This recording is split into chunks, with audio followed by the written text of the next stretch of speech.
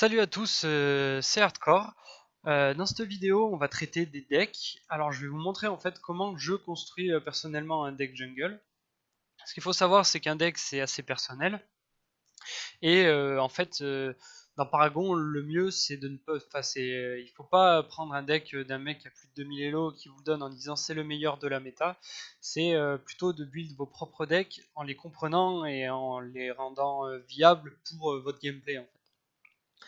Donc là, je vais vous poser des bases, et puis ensuite vous pourrez adapter tout ça comme vous voulez. Donc moi j'ai choisi de prendre l'exemple de caméra pour cette vidéo, parce qu'il est vert et rouge, et en fait c'est les couleurs qu'on retrouve le plus chez les junglers, et au moins vous pourrez voir les cartes qu'on va mettre dedans et les réutiliser par la suite. Alors sur la carte Prime Jungle, 100% il faut prendre le Centurion, parce que votre but sous Prime ça va être de tanker plus. Après les dégâts ça va être l'affaire du mage et du carry derrière, et c'est pas forcément la priorité pour le jungler. Donc ça c'est fait. Ensuite dans le deck builder d'Epic qui est très très bien fait, qui compte les points tout seul, et au moins on n'a pas besoin de s'emmerder le cul à compter 20 fois si on a les 60 points. Donc là on va commencer en fait par faire notre build finale. Comme ça on va pouvoir voir les comptes à 60. Et on rajoutera tous les trucs d'early par la suite. Donc qu'est-ce qu'il nous faut dans un build final? Il nous faut une ward. Alors, la ward, on va prendre celle-là. Paf. Ensuite, qu'est-ce qu'il nous faut? Il nous faut l'écaille trempée obligatoire.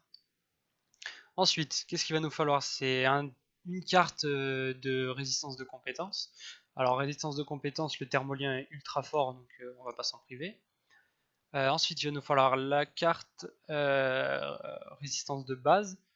Alors en vert, moi j'aime bien celle-là, la plaque osseuse piquante. Qu'est-ce qu'on aime bien en jungle aussi? Ça va être la vitesse d'attaque et dégâts, hein. Forcément, il en faut un petit peu, hein, pour clean plus vite, ou quand on est dans la mêlée pour mettre des autos dans tous les sens. Et au final, toujours plus de points de vie, toujours plus de tanking. Et ça, c'est la carte de base qui permet de faire ça. Donc voilà, on a déjà nos 6 cartes.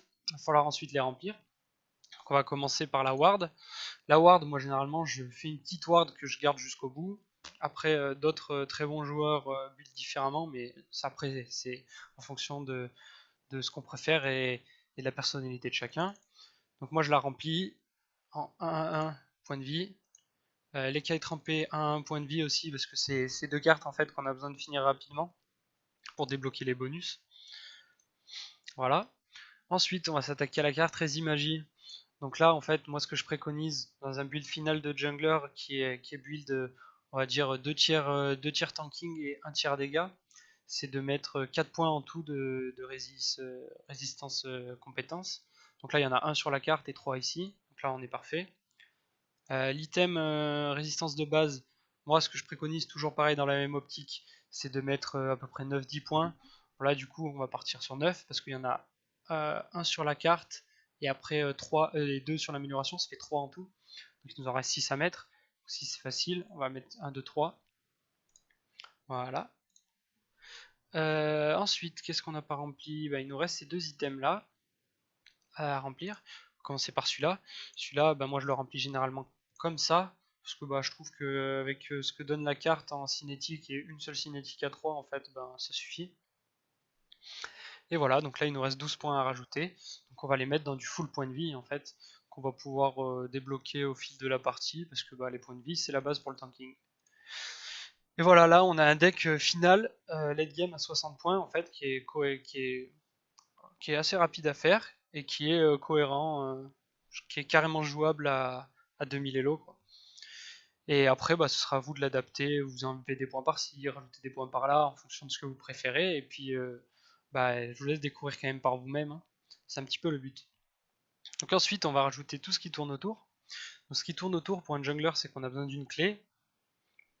Déjà, donc les clés qui sont utiles, c'est celle-là, le siphon et la faute du gardien. Je mets les deux, en fait, ça permet de varier le gameplay, et puis je vous laisse voir la première vidéo pour comprendre pourquoi. De ce qu'on a besoin ensuite, ça va être la demi-ward. Si vous maîtrisez la technique, vous pouvez la rajouter, hein. Bon, vous trouverez plein d'explications sur cette technique. Les potions, Voilà. Et puis bah là on n'est pas trop mal. Ensuite il faut rajouter, combler tous les vides avec les cartes d'early. Donc bah si on a le rouge de débloquer pour un jungler, ça va être les cartes, des cartes dégâts vitesse d'attaque la plupart du temps.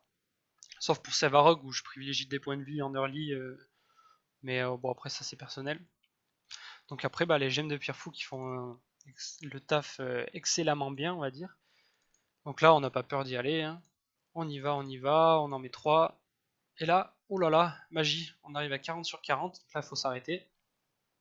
Et on a notre build. Voilà, donc là on a pris je sais pas combien de temps, mais pas longtemps pour le faire.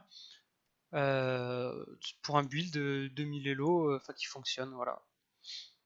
Donc après bah je vais vous montrer comment on commence. Donc bah, première carte, on fait une des clés qu'on va revendre assez rapidement vers niveau 4-5 à peu près, pour au final se retrouver avec un build mid-game en fait qui ressemble à ça. Hop. Et hop. Et en gros, quand on a ces cartes-là, deux cartes point de vie et puis trois cartes dégâts, et ben on peut faire le taf pendant tout le mid-game. Et puis ensuite, on va commencer à switch nos cartes d'early game pour nos cartes plus grosses. Alors moi, l'ordre que je préconise, c'est de partir sur les résistances de base en premier. Donc là, ben, on va la rajouter tout simplement parce qu'on a encore un emplacement. Ensuite, on va switcher sur la carte résistance de base. Alors là, pour se faire ça, ben, on vire une gemme de pierre fou et on rajoute notre thermolien. Ensuite, on va pouvoir faire les masse points de vie. Donc l'amulette qu'on va remplir. Et au final, on va remplacer notre dernière petite carte de dégâts par notre grosse carte de dégâts. Voilà. Et là, on a notre build 60 OP pour casser des culs en solo queue. Voilà, bah, j'espère que ça vous aura été utile. Travaillez bien vos decks, apprenez à les build, trouvez votre façon de faire, et vous allez progresser dans le jeu. Et vous pouvez vous inspirer des decks des bons joueurs, ça c'est sûr, mais essayez de ne pas les recopier 100% sans comprendre dans quel ordre on construit les cartes et pourquoi. Voilà, à plus pour une prochaine vidéo.